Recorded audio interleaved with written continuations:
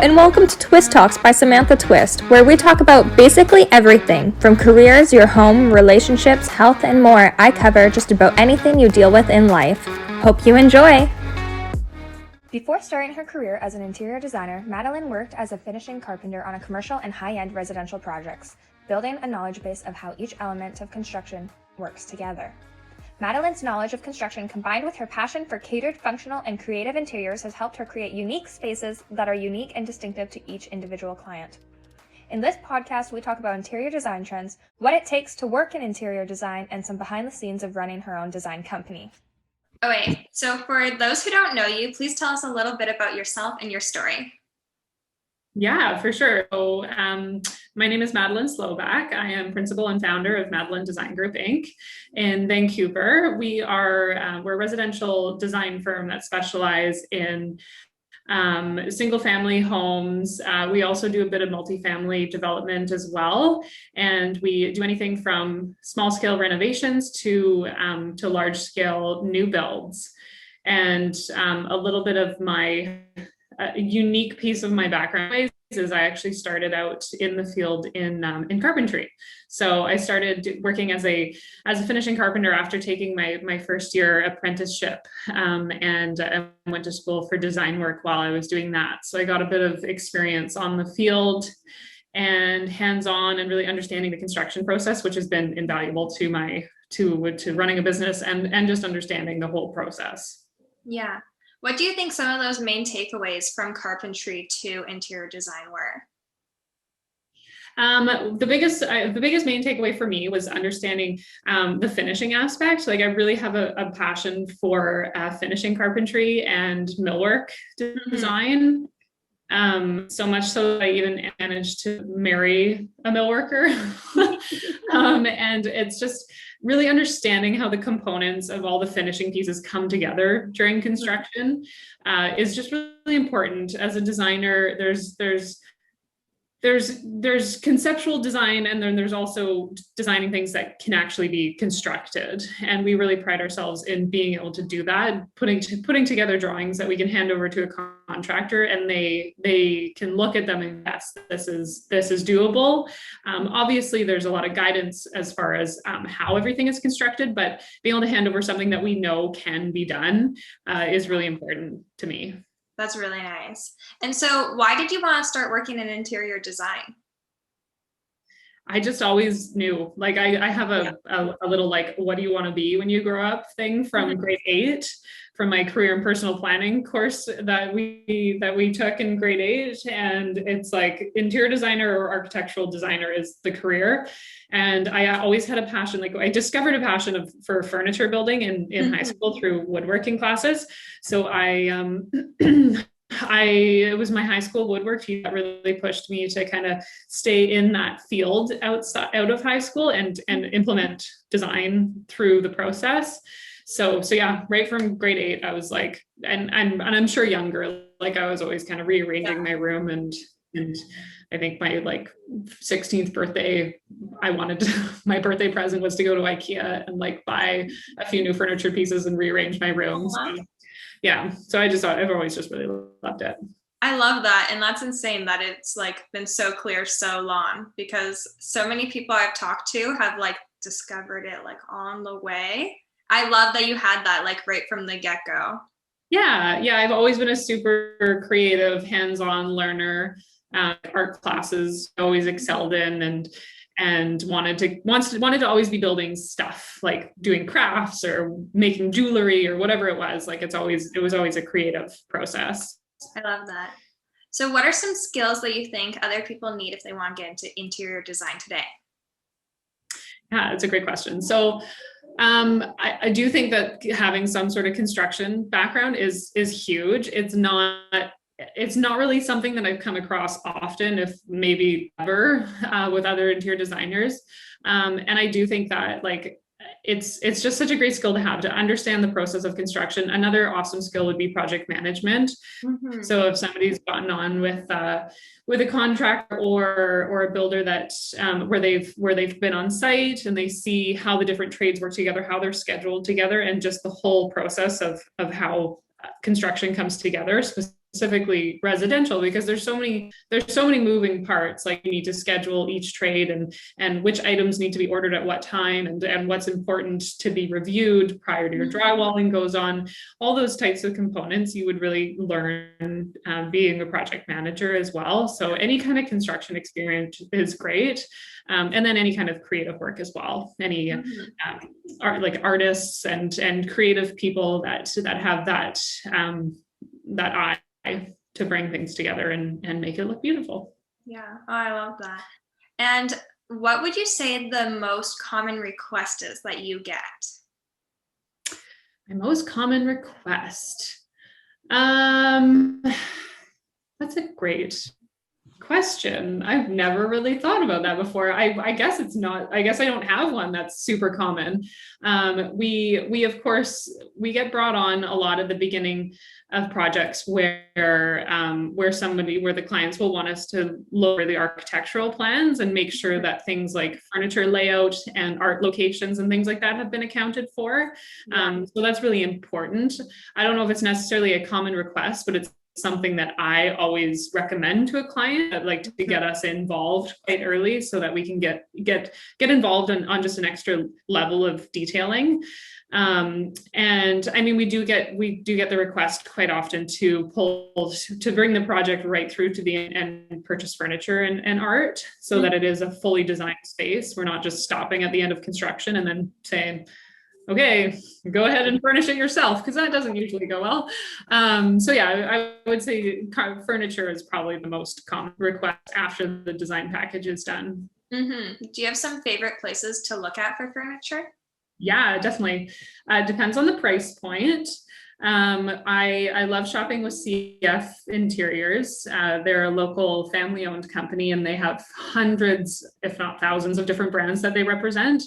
And they just have a really awesome trade program that they have great service for us and do all the deliveries and hold things and schedule the installations all together. So it's a really great service that they provide. I also love working with Brome Interiors. They're similar in their level of service. They're at a higher higher end scale, their furniture pieces. So it's not for every project, but when we can use them, we do. And then there's a couple others that, like Once a Tree Furniture is really great. Another local company. They do a lot of, they actually have a millwork shop in their location. So they do some furniture building there as well. So a lot of the time we go to them for custom pieces.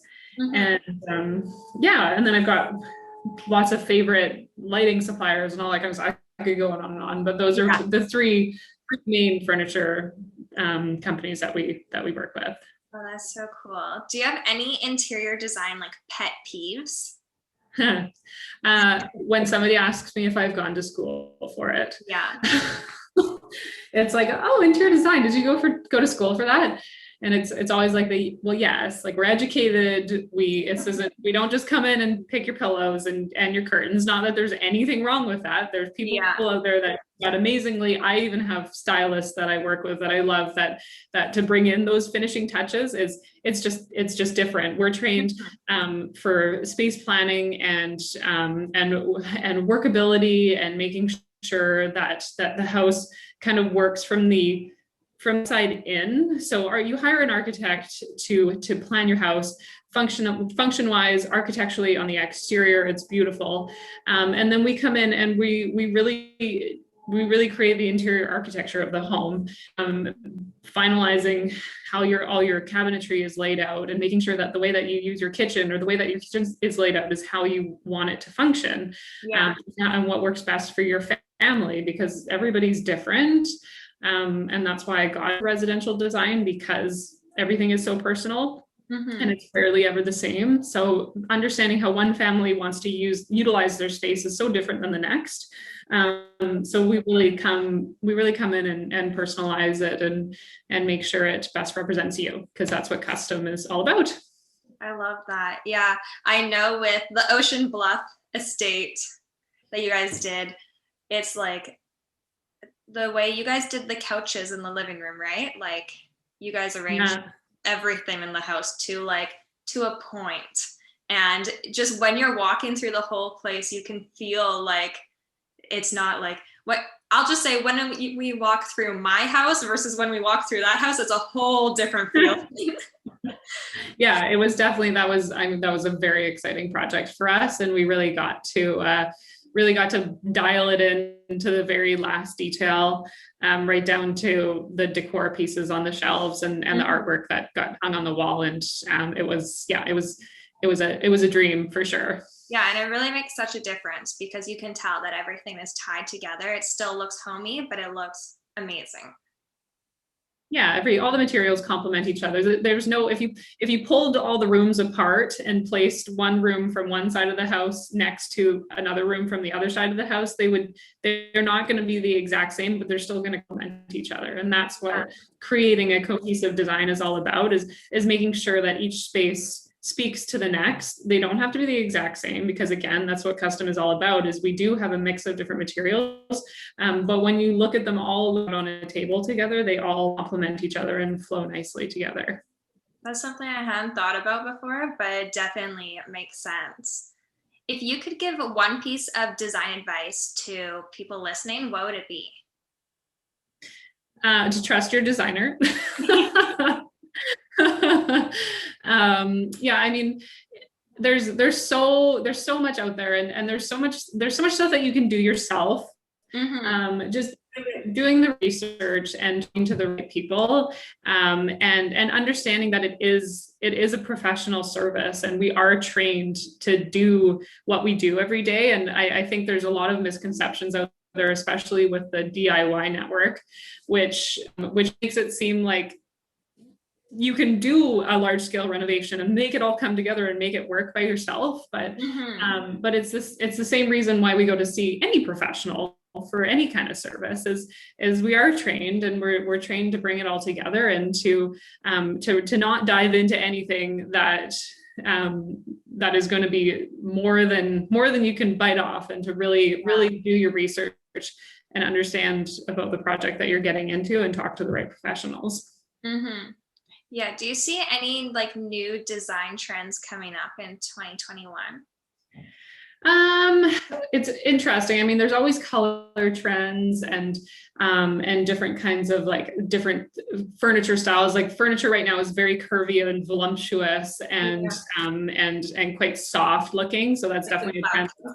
Yeah, that's definitely a trend that's coming. Like if you go into any like West Elm or CB2, those furniture stores, you can see that like it's much more of like a bubbly kind of playful feel to the furniture, as opposed to those really clean, modern, structured lines that we've previously seen.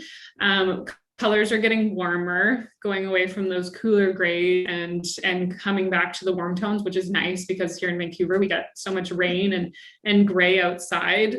It's nice to just make a space feel cozier and warmer inside. So yeah, just more inviting and softer spaces, and also obviously huge is working from home. So making proper office spaces from home is a huge trend that's happening right now, even if it's just a small touchdown workspace in the kitchen. I think we've started a single new project since the big pandemic that hasn't had like, we need an office space, but like, yeah, we know. I love that. Yeah. And do you think there's any trends that'll like fade away that people are just going to stop asking for? I mean, black and white is really popular right now, and as classic as it can be, I think some of the ways that it's being used these days, I think could probably fade out. There's a lot of high contrast design that we've been seeing over the last few years that I think could eventually wear out. But I mean, that could be said for anything. Whenever somebody comes to me and asks for a classic, they want timeless. Yeah.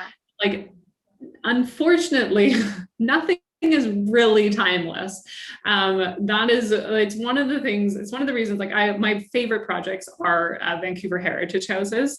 And that to me is timeless, but there's still an element of, there's always an element of time. Like whether you're working on a heritage house, or building a new house to design to look like a heritage house, you're still designing it for an era.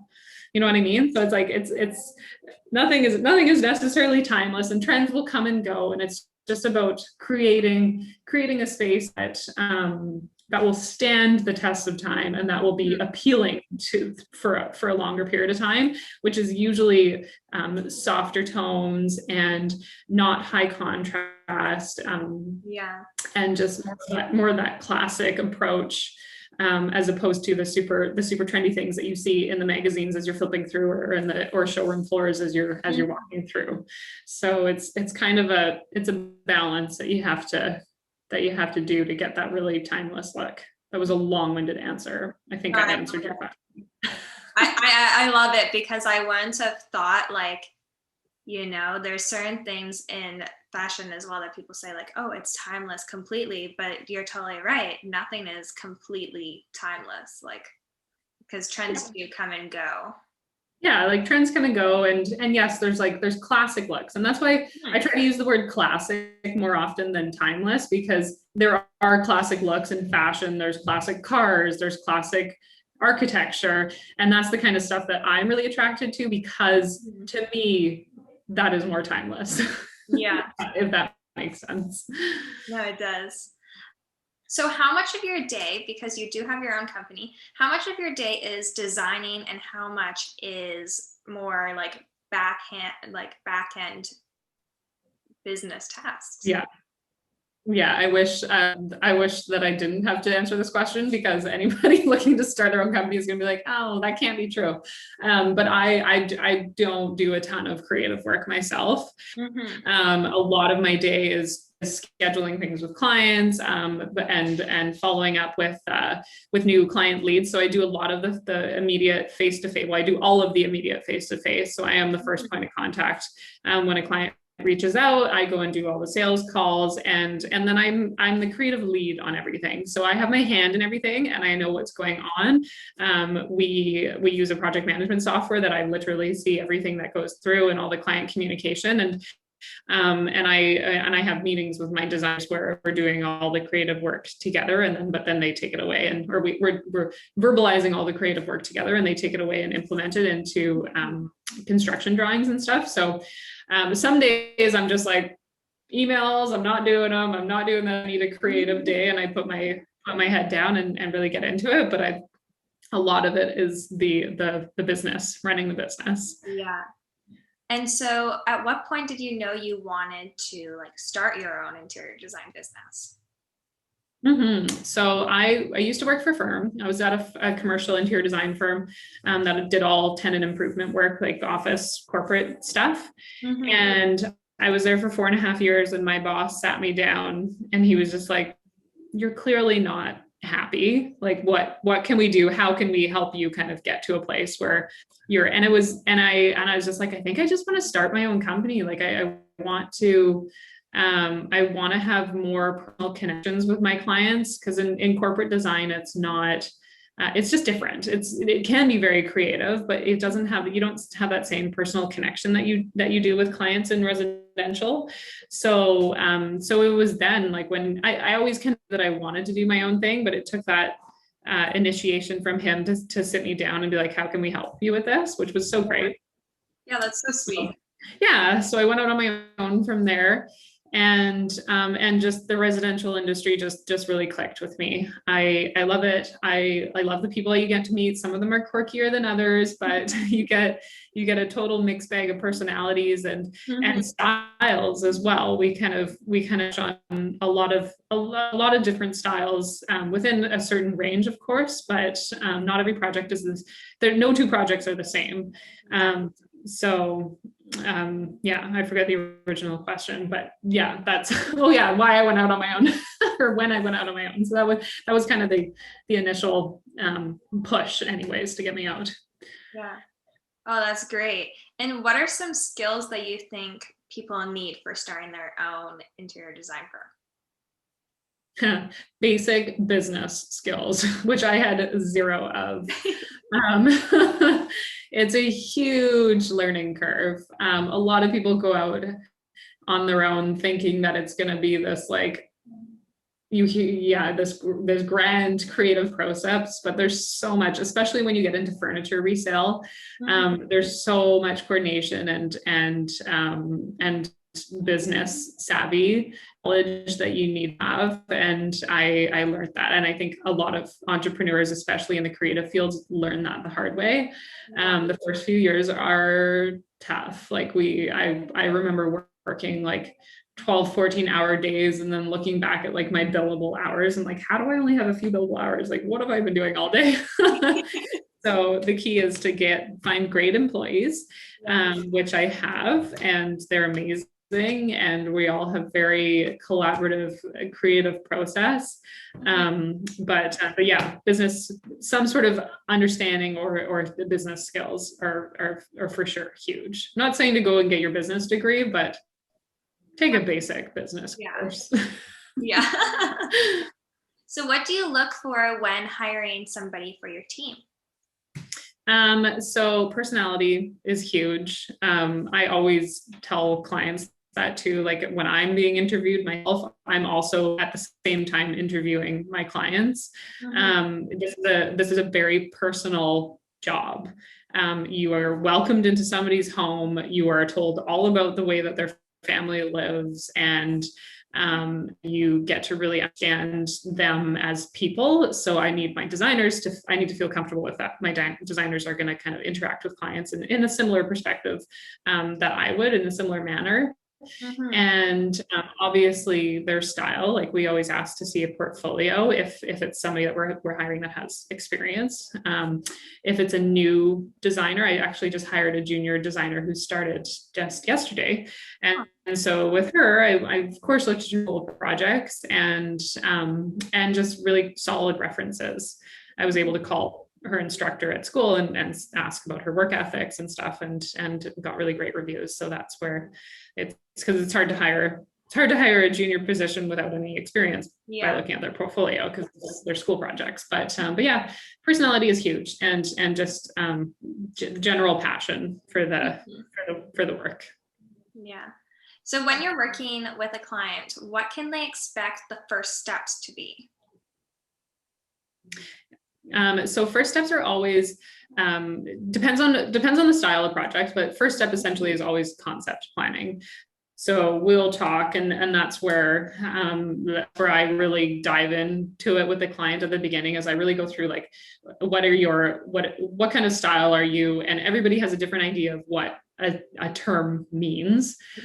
So somebody could say that they love traditional style, and it means something completely different to the next person. So we sit down and either look through their Pinterest or really talk about what that means to them, like what types of finishes they're attracted to and all that kind of stuff. And then we put together a concept image package for them to review, just based on those conversations and based on the feedback that we've received, and space planning. So coming up with a solid space plan and a concept package is the first step to getting to the overall. No, it's okay. Go for it. How would you describe your personal style? My personal style is all over the place. If I could build my dream home, it would be a very classic coastal kind of beach house, almost like, I mean, there's again, like everybody has a different way of explaining it, but I've kind of put coastal classic. But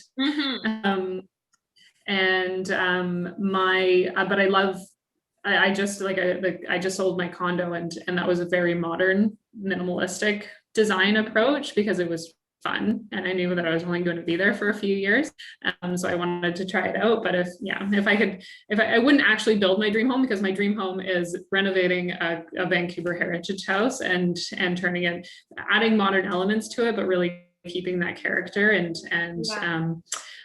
paying respect to the original craftsmanship and architecture of the home. Oh, I love that. So what happens if a client, like, I feel like if you go through their Pinterest board, it's harder to be slightly off point, but what happens if a client doesn't like the design? That's never happened. Good. That's good. And I don't say that like in a conceited kind of way, but it's more like that's what I think I do very well at the beginning of the project, is understanding a client and understanding the style direction that they do want to see. So it would be very strange for somebody to say like you're way off, because really at the end of the day that just means that we can't communicate well, and usually we haven't made it to that step if we can't communicate. So yeah, so I haven't crossed that bridge yet. I mean, you go through the process and people will say like, oh, I don't really like that selection. Like, I don't like that light fixture. I don't like that faucet. But that's all in the process. We welcome feedback like that. And so what kind of clients do you like to work with, like personality wise? Yeah, so I like real people. And I know that sounds kind of funny, but it is just real down to earth, family orientated people. I have no snobbiness around the whole design aspect. I want to put beautiful things in your home, and obviously having a big healthy budget is a lot of fun, but going out to a store and just picking up brand name stuff just because it's brand name is not me. I want things that are going to be quality and be beautiful and last for a long time in your home. And I think that there's just a different, it's kind of like, I mean, you could say the same thing about fashion and cars, and you've got your flashy stuff and then you've got your more classic, again, use that word, classic, and livable, and so real people. Yeah. That's great. And where do you find most of your inspiration? I do Pinterest browsing. I actually have an inspiration, I call it my interiors brand image on Pinterest, just a board that I'm just constantly adding stuff to of things that I love, and style directive that I really love. And then of course, when we were allowed to travel, inspiration from traveling and seeing different architecture in different cities plays a huge part as well. But right now it's mostly web-based. Yeah. Hopefully not for too much longer, but yeah, no doubt. Yeah. Yeah. Do you have any favorite designers? I do. I have a couple of local crushes for sure. Jenny Martin Design over on Island. I just absolutely love her aesthetic, and I'm constantly browsing her Instagram profile as well for inspiration. She does classic beautifully, so she's definitely top. I share an office as well with AK Design, and her and I are always bouncing ideas off of each other, and I'm always inspired by it. There's so many great local designers here, and so it's great to, and I feel like everybody has a little bit of a different niche. So I'm inspired by how many creative people I am surrounded with all the time. Yeah. Oh, that's amazing to have that community and just be able to constantly be bouncing ideas off of each other. That's great. Yeah, it's awesome. She literally sits right there behind me. And my last question for today is, what would present you tell past you if you could give yourself a piece of advice? Oh man, present me tell past me. Probably to just take it easy, go easy on myself. I tend to be a bit of a workaholic. This past 2 years I've really been hugely aware of that, because I had a baby. He's almost 2 now. And I've really I've made a commitment to focusing way less time on being at the office. Like before, it would be no sweat to just stay at the office until 8 o'clock, because I love it. Like I do. It is fun work and I enjoy doing it, but you have to make that, you have to be aware of what you're doing, because it's not sustainable, especially when you're trying to have a family, and you learn that family time is so incredibly important of all. So yeah, just to kind of take it easy on myself and to really focus on time management.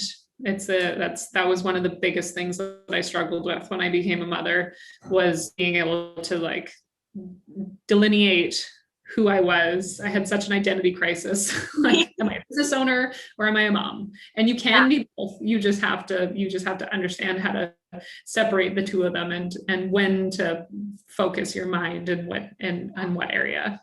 Yeah, it takes a bit of an adjustment, I bet, but Yeah, it was a major adjustment for an A-type, very like workaholic and schedule driven person.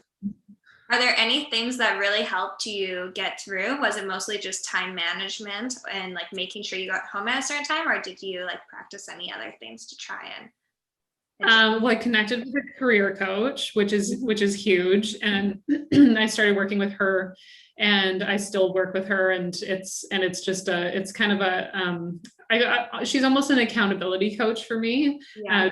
Talking about what's important and what I want to tackle and where I want to be. You come up with a plan and kind of work backwards from that. That's been a huge tool for me.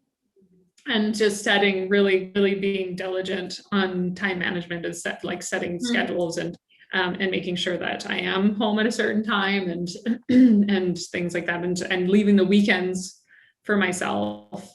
I rarely on the weekends, and if a client asks if I can do evenings or weekends, it's just no, I can't. Sorry, I'm a mom, and it's more important. I love that. And so, do you want to plug any socials for your Madeleine Design Group, or where can they find you?